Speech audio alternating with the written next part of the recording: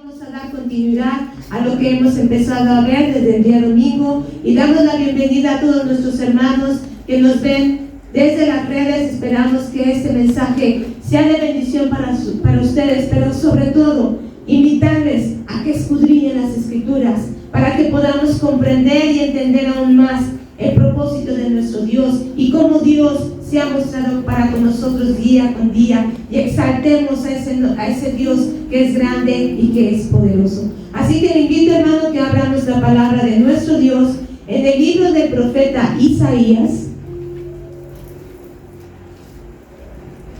capítulo número 11, y le vamos a dar lectura del versículo número 1 al versículo número 10. Libro del profeta Isaías, capítulo 11, versículos del 1 al 10.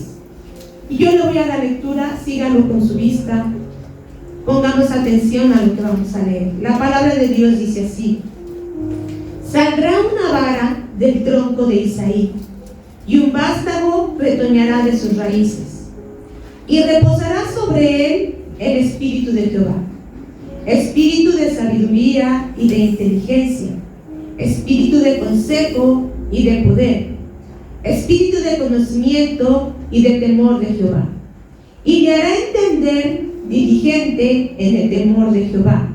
No juzgará según la vista de sus ojos, ni arguirá por lo que oigan sus oídos, sino que juzgará con justicia a los pobres y arguirá con equidad por los mansos de la tierra.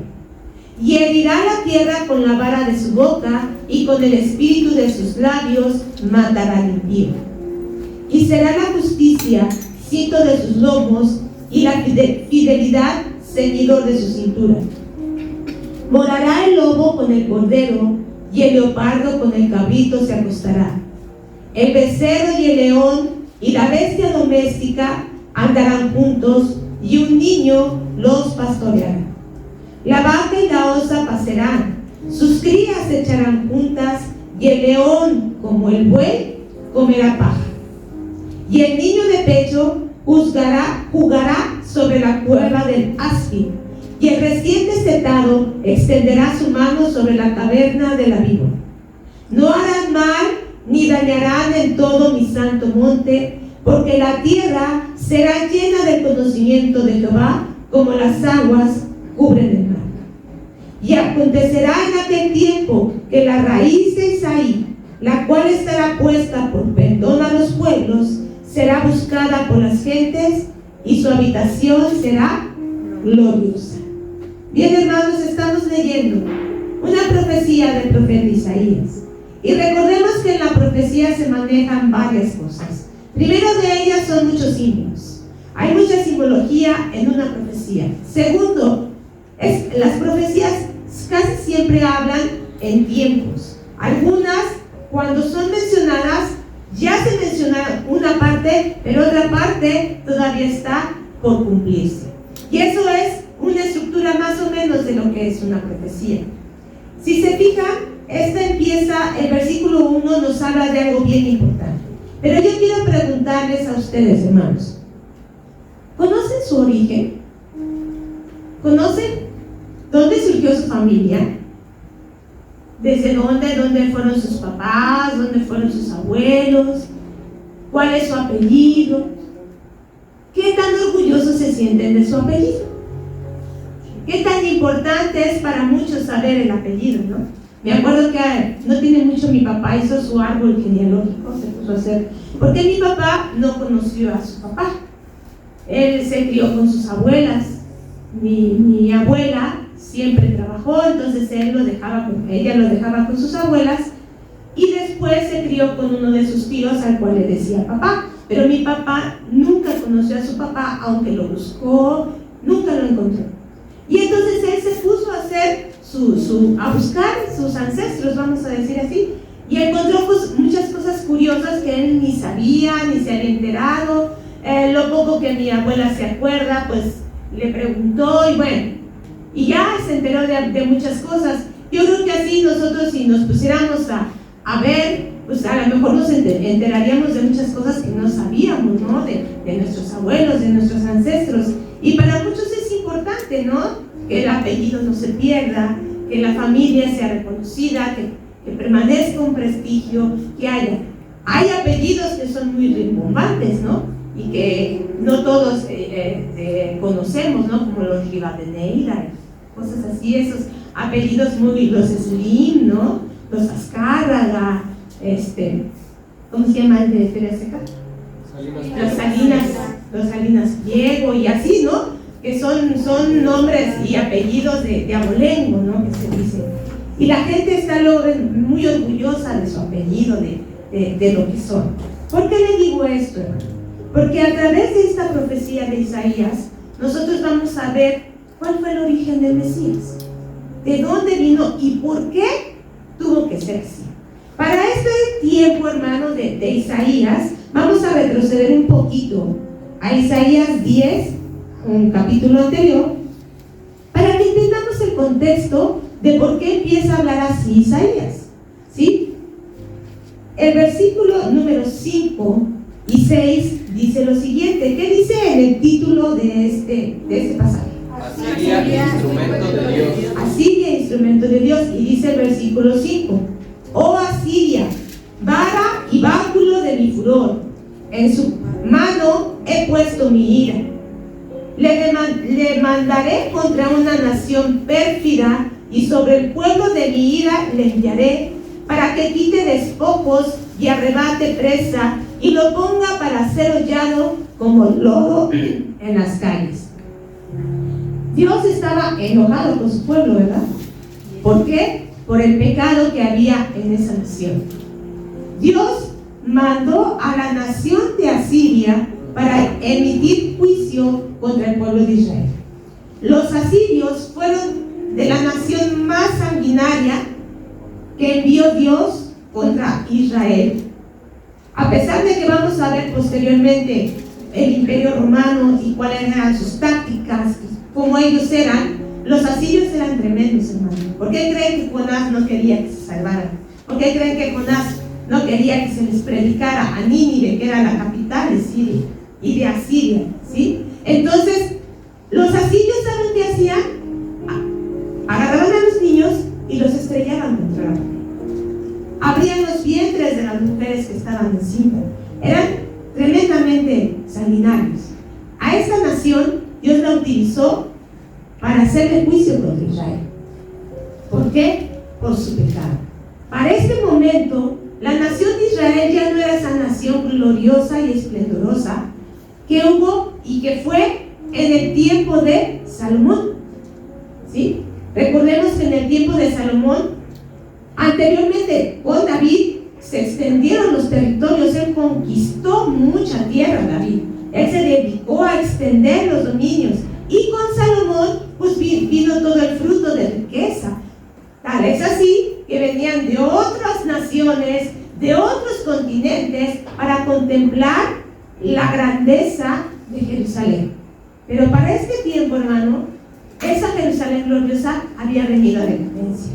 La casa de David, los reyes de David, estaban en tremendo pecado, ¿sí? Y entonces Dios manda este juicio. Y en los versículos 33 y 34 de este mismo capítulo, nos dice: He aquí, el Señor, Jehová de los ejércitos, despojará el ramaje con violencia, y los árboles de gran altura, ¿qué iban a hacer? Cortados.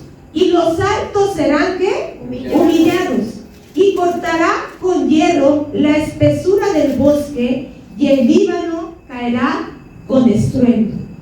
Esta nación iba a venir e iba a arrasar con todo. Como les decía, en la profecía se manejan mucha simbología. Aquí está hablando de árboles. ¿Qué representa el árbol? ¿Qué puede ser un árbol? Además de ser algo hermoso, grande, frondoso, ¿qué puede representar un árbol? Una nación. Una nación. ¿Qué más puede representar un árbol? Una familia, una generación. Puede también representar prosperidad, ¿sí? Un árbol también también acobija, ¿no? Da refugio, seguridad, tal vez. Entonces todo esto representa los árboles. Y cuando Dios aquí habla de que iban a ser cortados, dice que iba a desgajar. O sea, no dice solamente a cortar, a desgajar. ¿Qué es desgajar, hermano? Es arrancar con violencia, ¿no? Y si no se puede, hasta que yo lo sabe, y daño el árbol, ¿sí? Lo daño, lo desgajo, le quito todo. Dice que ahí va a desgajar el ramaje y que iban a ser cortados todos los árboles altos, ¿sí? Y está hablando precisamente de toda la nación, está hablando de las familias, está hablando de las generaciones, está hablando que iban a ser cortados todos, y físicamente también iba a ser así.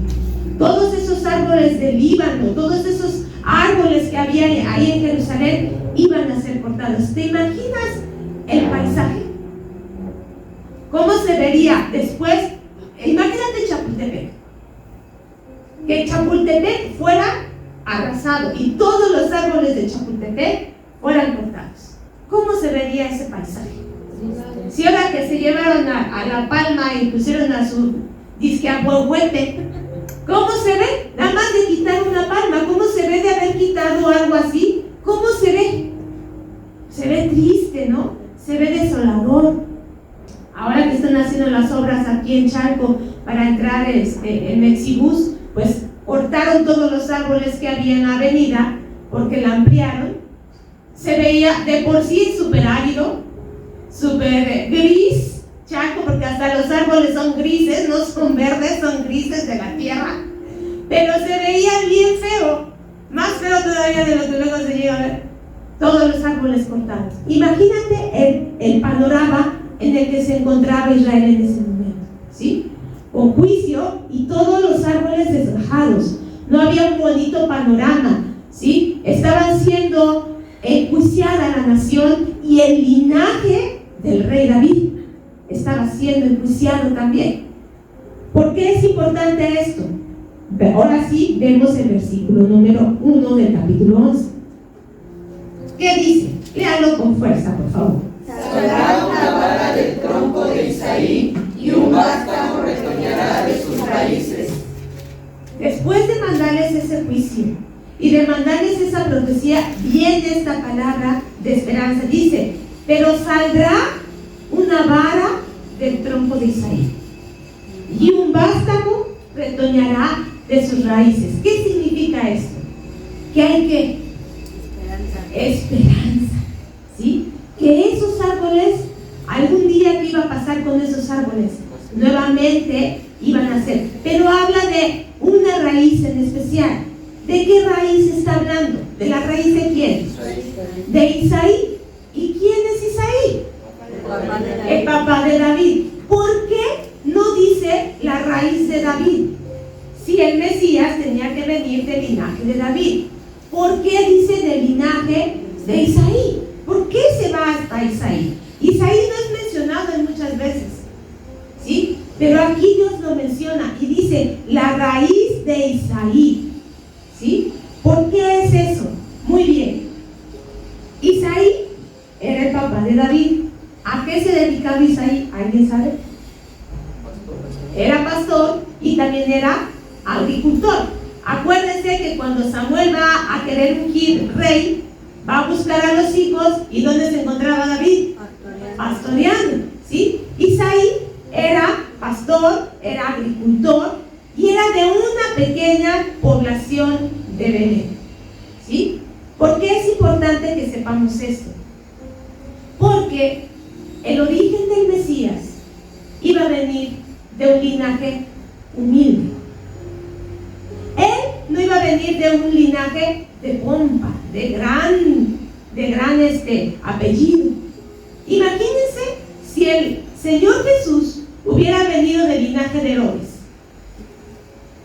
o romano. ¿Qué hubiera pasado? ¿Lo hubieran tratado como lo trataron? No. Sí, Pablo, cuando dijo que era ciudadano romano, ¿qué pasó? Nada más llévenselo a la cárcel, ¿no?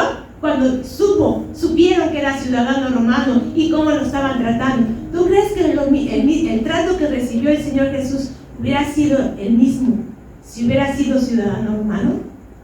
No, ¿sí? Él tenía que venir de una familia humilde de Nazaret. Y vamos a Lucas 1, 26 y 27. Ahí nos narra cómo iba a ser esto, para que entendamos el propósito y por qué está escrito esto.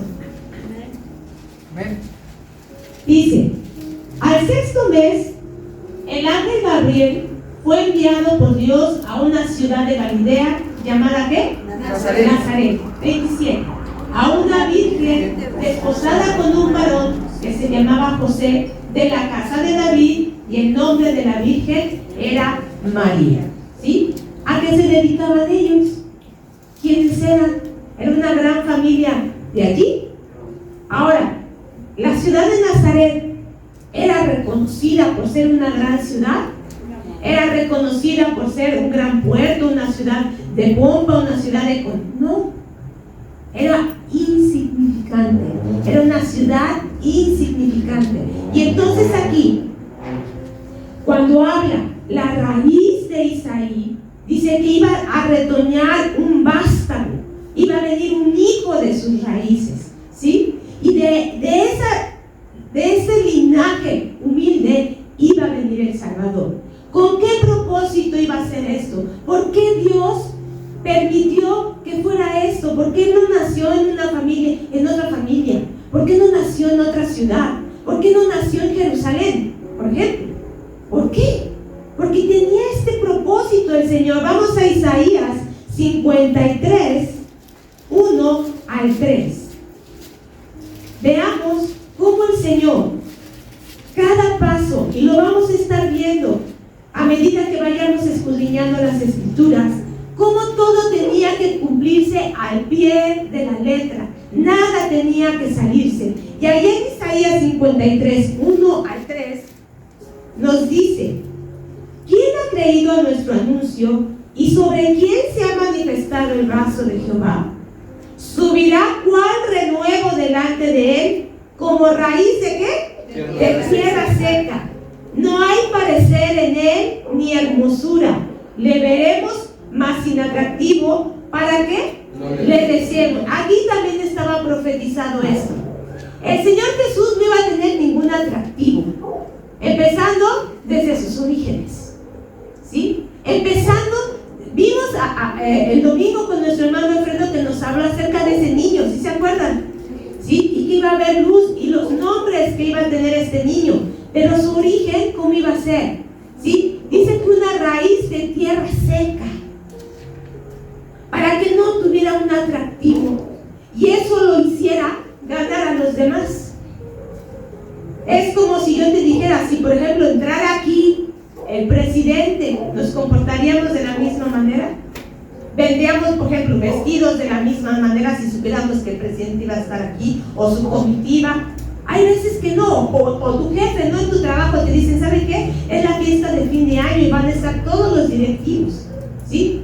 Hay cierto comportamiento, ¿sí? No se diga si es un artista, ¿no? Aunque cante burrada y media, ¿sí? Que no haya terminado la escuela, que no sepa ni hablar, que no sepa ni siquiera dar una entrevista. ¡Ay, pero viene el artista! ¿Y cómo se pone la gente? Jesús no iba a tener nada de eso. Jesús no iba a ser así. Él iba a ser humilde. Desde su origen iba a ser humilde, ¿sí? Tal es así que, como les decía yo, la región de Nazaret era menospreciada, ¿sí? Vamos a ir a Juan 1:46 y está hablando de los discípulos, ¿sí? Y uno de ellos le está hablando a Natanael. Si vemos desde el 45, por favor, dice: Felipe halló a ¿quién? A Natanael y le dijo: hemos hallado a aquel de quien escribió Moisés en la ley, así como los profetas, a Jesús, el hijo de José de Nazaret. Fíjate lo que le estaba diciendo Felipe, ¿sí? Hemos hallado al Cristo, hemos hallado de Nazaret puede salir algo bueno. Fíjate nada más, o sea, él se enfocó de dónde era, no quién era. Él nada más escuchó de Nazaret, es como si yo te dijera de Nesa, ¿no? ¿Qué pasó? O de Charcos. Oh, bueno, nada te gusta. Bueno, de Tepito, de las Doctores. Pero si te digo de las Lomas, ¿sí? Si te digo que viene de otro país, que viene de Francia, que viene de París, ¿sí? O sea, fíjense por lo que nos dejamos llevar. Le puso más énfasis de dónde era que quién era, ¿sí? De Nazaret puede venir algo bueno, imagínense esa expresión. Y luego, más adelante, ya no lo vamos a revisar por tiempo, en Mateo 13, 53 al 57, cuando Jesús llega a su misma ciudad y empieza a predicar y les empieza a enseñar a los demás, igual, en lugar de escuchar las palabras de Jesús, empezaron a decir: ¿quién es este? ¿De dónde saca de todas estas cosas? ¿No es su madre tal y su padre José y sus hermanas? O sea, ¿quién es? En lugar de escuchar las palabras de Jesús, se enfocaron en ¿qué? ¿Quién era él? Se cumple la escritura, ¿sí? Iba a ser menospreciado, iba a ser desechado desde un principio, pero Dios tenía un propósito. Ahí mismo en Isaías, ahora capítulo 52, versículo 13, dice: he aquí mi siervo, será prosperado, será engrandecido y exaltado, y será puesto muy en alto. Ese de Nazaret después iba a ser exaltado, iba a ser puesto en lo más alto, iba a ser reconocido. Este era el propósito, uno de los propósitos por el cual su origen tenía que ser humilde. Y el segundo, hermano, ¿sí? Entender lo que nos dice Filipenses 2, ahí sí vamos a ir a Filipenses 2. Lo hemos leído muchas veces este pasaje y lo hemos cantado. Lo cantamos hace rato. Versículos 5 al 8. Dice: haya pues en vosotros este sentir que hubo también en Cristo Jesús, el cual, siendo en forma de Dios, no estimó el ser igual a Dios como cosa a que aferrarse, sino que se despojó a sí mismo, tomando forma de siervo, hecho semejante a los hombres, y estando en la condición de hombre, se humilló a sí mismo, haciéndose obediente hasta la muerte y muerte de cruz. Jesús se despojó de todo, hermano. No solamente se despojó de su trono, de la autoridad que tenía, de todo lo que el Padre le había dado. Desde sus orígenes, Él se despojó. Él hizo a un lado lo que Él era, Hijo del Altísimo. Y desde sus orígenes, Él se despojó. Nosotros a veces, hermanos, no estamos dispuestos a soltar nada por el Señor. A veces no queremos soltar nuestro tiempo, a veces no queremos soltar nuestra economía, a veces no queremos soltar nuestra obediencia, no queremos hacer mucho por el Señor. Y mira lo que Dios hizo. Dios desde un principio estuvo dispuesto a despojarse. ¿Tú crees que no sabía Él dónde iba a nacer? ¿Tú crees que Él no sabía de qué familia iba a venir?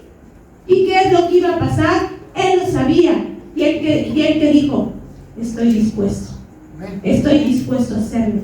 No importa en dónde nazca, no importa lo que pase, yo estoy dispuesto, porque la palabra de Dios se tenía que cumplir. Pero ese no es a Isaías 1. Por eso dice: saldrá una vara del tronco de Isaí, un vástago retoñará de sus raíces. El crecimiento de una raíz es rápido, hermano. No. Lleva su tiempo, ¿no? Lleva su tiempo. No se ve de un día para otro. Lleva su tiempo. ¿Cuánto tiempo tardó en cumplirse esta profecía? El domingo nuestro hermano Alfredo nos dio más o menos un tiempo. 700 años. 700 años, ¿sí? Pero se tenía que cumplir. La palabra de Dios siempre se cumple. Versículo número 2 dice: reposará sobre él el espíritu de Jehová, espíritu de sabiduría, de inteligencia, espíritu de consejo y de poder, espíritu de conocimiento y de temor de Jehová. ¿Qué significa todo esto, hermano? Esa raíz, ese vástago, ese hijo iba a venir equipado con todo lo necesario para cumplir la voluntad de Dios. Él no, la voluntad de Dios no la iba a hacer por medios humanos, ¿sí? Este gobierno que él vino a establecer iba a traer la inspiración, iba a estar todo bajo el control del Espíritu Santo, ¿sí? El Espíritu de Jehová que trae todo esto, el Espíritu de Dios da todo esto, y lo necesitaba el Señor Jesús. ¿Cómo crees que él pudo cumplir la voluntad del Padre? ¿Era fácil su tarea? ¿Es fácil obedecer a Dios, hermano? ¿Es fácil cumplir la voluntad de Dios? No es fácil, hermano. Pero por eso el Señor Jesús iba a venir equipado con todo lo necesario. Iba a ser lleno del Espíritu Santo. Dice en Colosenses 2:9 que en él habita corporalmente toda la plenitud de la deidad. En él habitó toda la plenitud. No le hizo falta nada, porque Dios puso en él todo lo necesario para cumplir la voluntad. Y él lo demostró en consejo, en sabiduría, ¿sí? En conocimiento, en poder. Por eso él sabía lo importante que era estar lleno del Espíritu Santo. Por eso él iba y se apartaba en las noches. ¿Y qué es lo que él iba a hacer?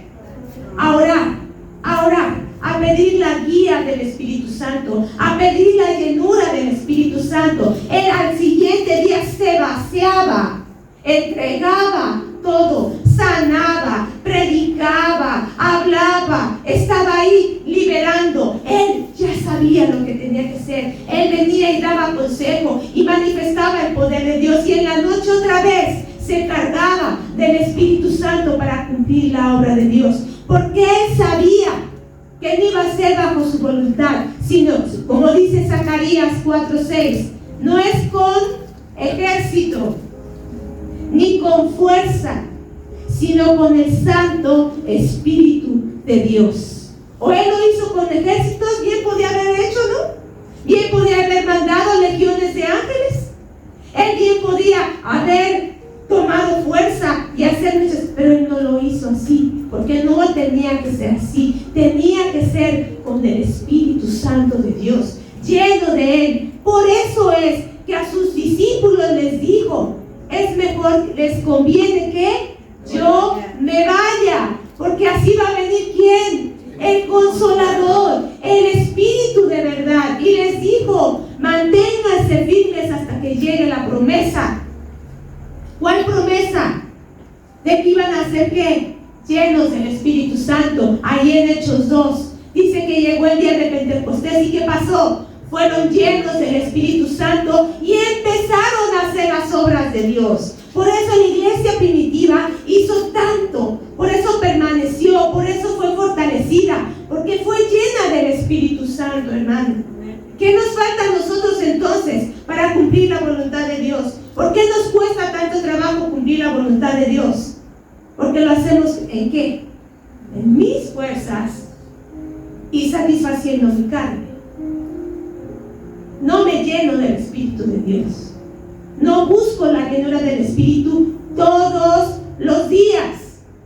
Solamente lo buscamos cuando lo necesitamos, o cuando nos encontramos en angustia, o cuando nos encontramos en necesidad. Pero seamos sinceros, hermano, ¿quién de nosotros pedimos todos los días la llenura del Espíritu Santo? Y ahora, si pedimos la llenura del Espíritu Santo, ¿para qué va a ser? ¿Para que yo esté cómoda en mi casa? ¿Para yo sentirme bien? Para que digan: ay, esa hermana qué bonito habla, o esa persona, ay, mira, no, es para dar, es para hacer la voluntad de Dios. Y la voluntad de Dios, ¿qué es? Ir y ¿qué? Predicar el Evangelio. Por eso es que a veces no vemos que Dios se mueva en nuestras vidas. Te aseguro que en el momento en que tú abres tu boca y empieces a compartir, empiezas a ver cómo Dios empieza a mover en ti. Dios ahí empieza a orar. En el momento en el que tú empiezas a hablar de Él, Dios empieza a llenarte. Dios empieza a darte lo que necesitas. Así era con nuestro Señor Jesucristo. Él tenía que ser lleno del Espíritu Santo. Esta era su misión. ¿Por qué? Versículos 3 al 5. Y le hará entender diligente en el temor de Jehová. ¿Quién le va a hacer entender que ande diligente en el temor de Jehová? ¿Quién? El Espíritu Santo. El Espíritu Santo iba a ayudar a nuestro Señor Jesús a caminar diligente. ¿Qué es ser diligente, hermano? Estar ¿qué? Atento, ¿sí? Presto a lo que Dios necesita. Y dice, no juzgará la vista de sus ojos, según la vista de sus ojos, ni ardirá por lo que oigan sus oídos, sino que juzgará con justicia a los pobres, ardirá con equidad a los mansos de la tierra, y herirá la tierra con la vara de su boca, y con el espíritu de sus labios matará al impío.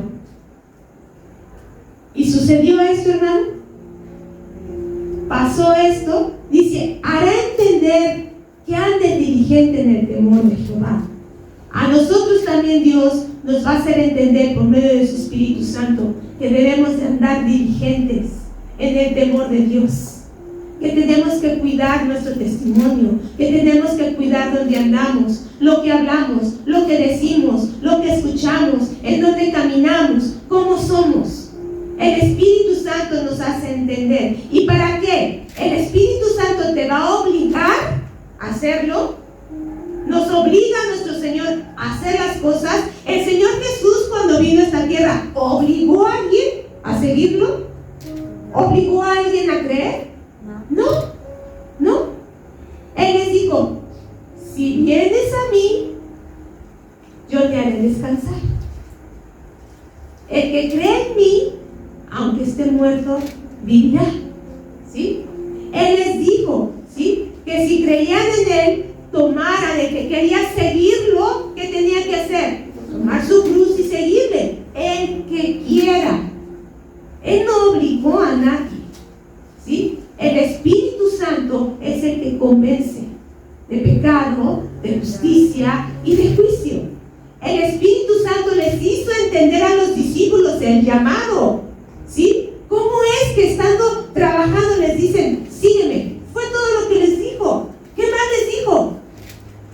Y pasó con otro y les dijo, sígueme. ¿Cómo es que ellos obedecieron? ¿Qué había pasado antes? Estuvo orando toda la noche el Señor. Ya el siguiente día salió y entonces los llamó, pero él ya sabía quiénes. Y el Espíritu Santo ya había hecho la obra en aquellos que lo iban a seguir. Por eso es tan importante la obra del Espíritu Santo en nuestras vidas y en nuestro Señor Jesucristo. Dice, Él no iba a juzgar según la vista de sus ojos, ni iba a emitir juicios por lo que oyeran sus oídos.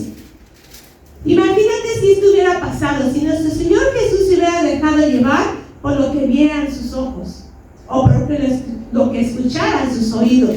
¿Qué hubiera pasado con la mujer adúltera? ¿Cómo hubiera sido juzgada? Si él nada más se hubiera dejado llevar, si no fuera guiado por el Espíritu Santo. ¿Qué es lo que hizo él cuando llegaron? Dice que él estaba en tierra escribiendo. ¿Qué escribía? Pero él se tomó el tiempo para escuchar. Él no emitió, a ver, aquí yo soy el bueno, a ver. No, ¿verdad?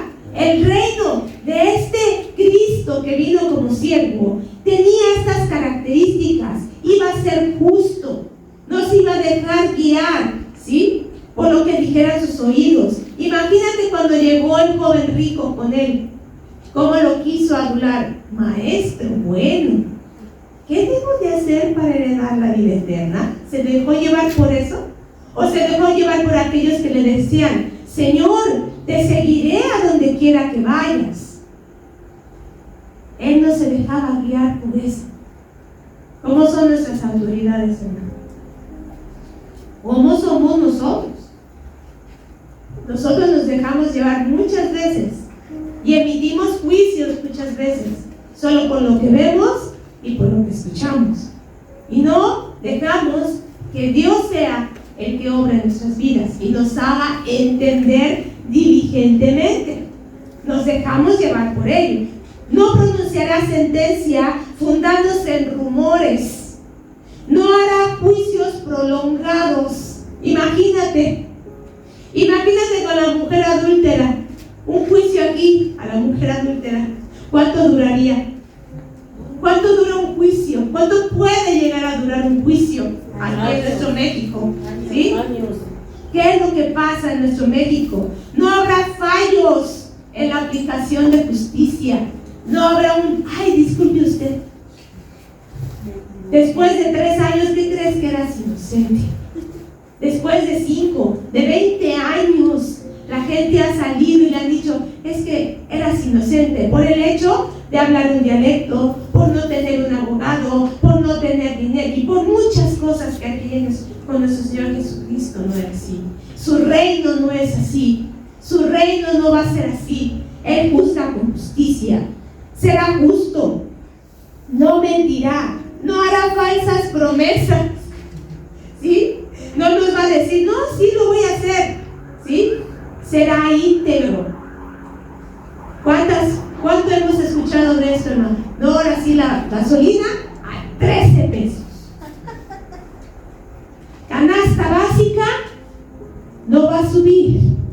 Los pobres primeros en quedarse sin comer, primeros en sufrir. ¿Sí? Nuestro Señor Jesucristo no es así. ¿Sí? Él dijo, voy a preparar lugar para vosotros. Amén. Y Él lo hizo. Y Él dijo, si no fuera así, yo lo hubiera dicho. El Señor las promesas que ha dado las cumple y las va a cumplir. Amén. Porque Él es justo, porque Él es un rey justo. ¿Sí? No juzgará con justicia a los pobres y resolverá todo con equidad a los mansos. ¿Sí? Va a ser justo en todo lo que haga. Vinieron y le pidieron impuestos. ¿Qué hizo Él? ¿Se puso el tiro? O sea, ¿a quién le estás pidiendo que pague? Soy el dueño del mundo y me vienes a pedir impuestos. No, ¿qué hizo? No solamente pagó los suyos, también de quién, de Pedro. Él dijo, paga los tuyos y los míos. ¿Sí? Él fue justo, en todo fue justo. Por eso no hubo de qué acusarle. Y eso es lo que vamos a estar viendo en esta semana. Y después dice en los siguientes versículos, en el versículo número 5, y será la justicia cinto de sus lomos y la fidelidad ceñidor de su cintura.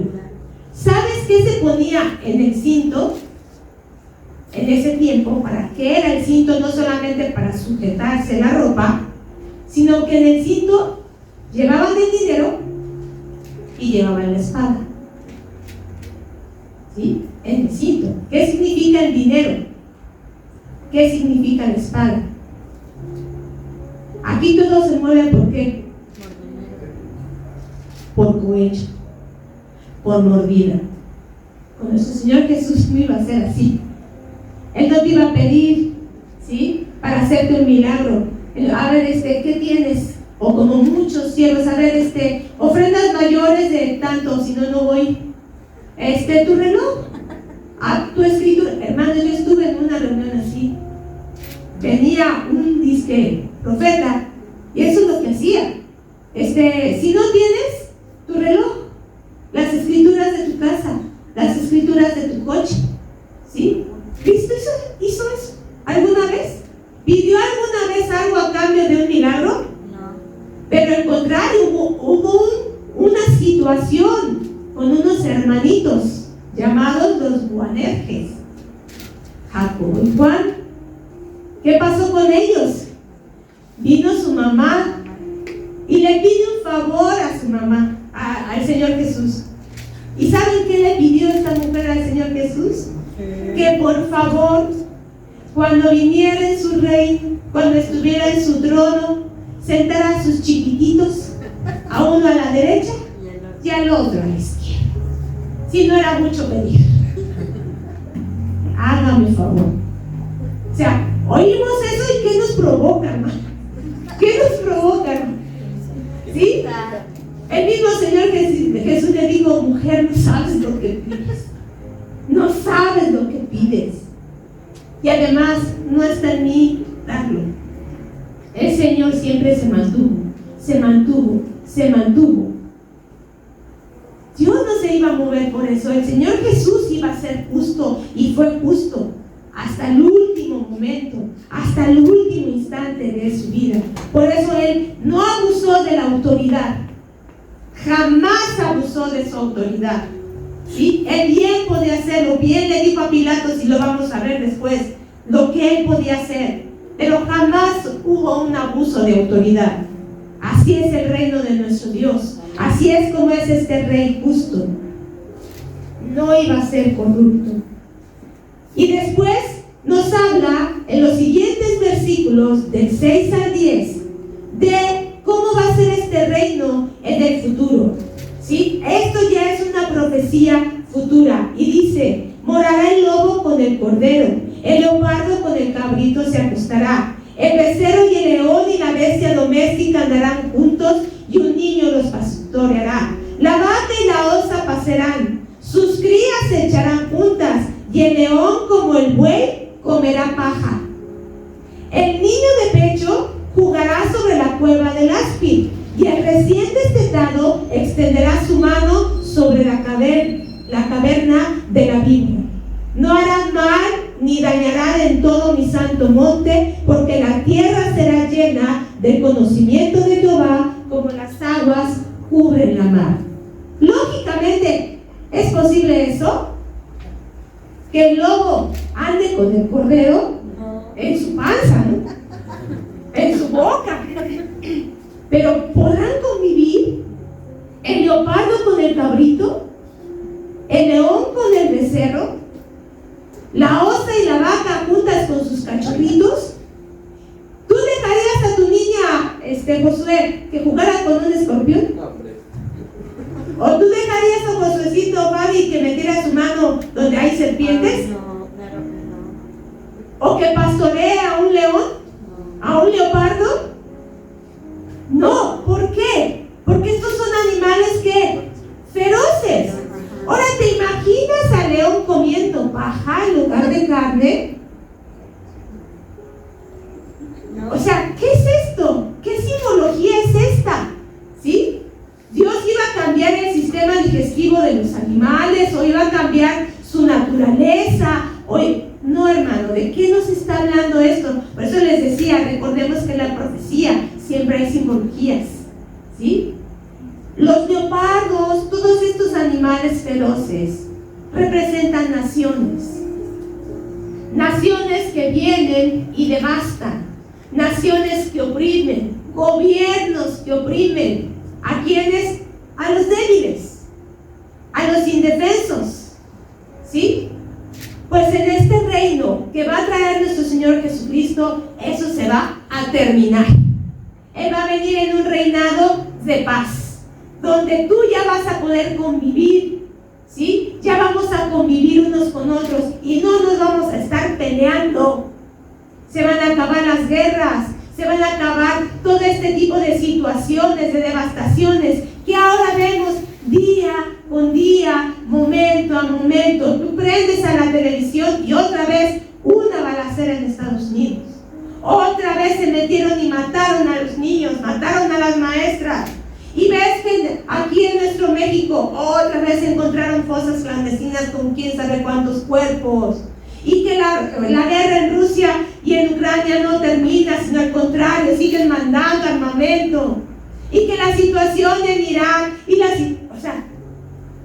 situación con los migrantes, la situación en Nicaragua, en Venezuela, en Perú, en Bolivia, en Cuba, no se diga México. ¿Hacia dónde vamos? Pero en el reinado de nuestro rey, en el reinado del Mesías, ¿sí? Ya no va a haber eso. Él va a reinar con toda justicia. Él va a traer paz. Ya nada a dañar. Ya todo va a ser lleno, dice, del conocimiento de Jehová. ¿Qué significa esto? Que todos ya van a conocer, que todos ya van a saber quién es ese rey y lo van a honrar como tal. Lo van a reconocer. Por eso vimos en Isaías 53 que esa raíz seca, Dios, ¿qué iba a hacer con ella? Ponerlo hasta lo alto, ponerlo hasta lo sumo. Va a ser reconocido por todas las gentes, va a ser reconocido por toda lengua, por toda nación. Pero esto todavía no se cumple. Esto falta por cumplirse. Y por último, el versículo número 10 dice: acontecerá en aquel tiempo que la raíz de Isaí, la cual estará puesta por pendón a los pueblos, será buscada de las gentes, y su habitación que será gloriosa. Vuelve a mencionar la raíz de David, pero esta raíz ahora ya como está, en todo su esplendor. Si van pasando mis hermanos de alabanza, por favor. Esta raíz ya está en todo su esplendor, ya brotó, ya volvió a resurgir. El reino va a estar